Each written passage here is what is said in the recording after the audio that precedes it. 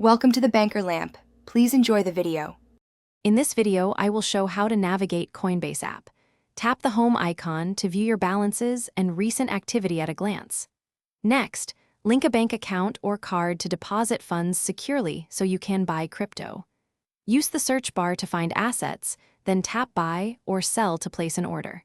Check the Portfolio tab to track performance and use alerts to stay informed. Open the Asset page and tap Buy to start a purchase. Enter a dollar amount or crypto amount, then select your linked payment method like bank transfer or debit card. Preview the transaction to see fees and price impact before confirming.